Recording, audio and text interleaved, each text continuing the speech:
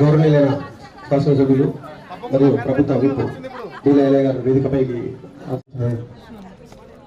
లేకపోతే ఎక్కడో కూర్చోనో ఏ రాజకీయ నాయకుడినో పట్టుకొని చేసేది కాదు. మీ వార్డులో మీ సమక్షంలో మీ మొదటి వార్డులో మీ కౌన్సిలర్ మీ అధికారులు ఇక్కడ ప్రజాప్రతినిధుల సమక్షంలో ఇందిరమ్మ ఇండ్లు, రేషన్ కార్డులు, ఇందిరమ్మ ఆత్మీయ భరోసా, రైతు భరోసా. గత ప్రభుత్వం రైతు భరోసా కొండలకు గుట్టలకు వాగులకు వెంచలైన దాని కూడా ఇచ్చింది. ఇవాళ మన ప్రభుత్వం వచ్చిన తర్వాత భరోసా పెంచుకుంటూ అరువులకే ఇవ్వాలి, వ్యవసాయానికి అక్కరొచ్చే భూమికే ఇవ్వాలి, లేఅవుట్ అయిన దానికి ఇవ్వద్దు, వావుకి ఇవ్వద్దు అని చెప్పి 250 ఎకరాలను కట్ చేసినాం మనం ఇవాళ. అంటే 250 ఎకరాలు కట్ చేయడం వల్ల ఆ డబ్బులు ఇంకా వేరే వాళ్ళకన్నా లబ్ధి అవుతాయి. నిజమైన రైతుకు వస్తే తృప్తి పడతాడు.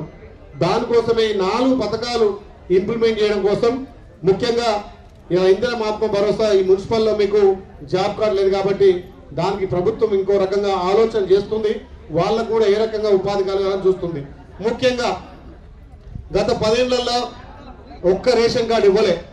మన ప్రభుత్వం తెలంగాణలో 40 లక్షల మందికి రేషన్ కార్డులు ఇవ్వాలని నిర్ణయించుకున్నాం.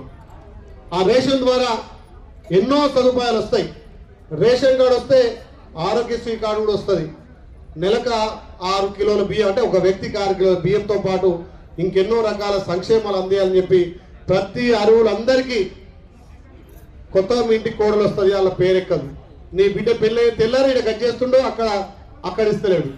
అలాంటి కాకుండా అరువులందరికీ కూడా రేషన్ కార్డులు ఇస్తున్నాం.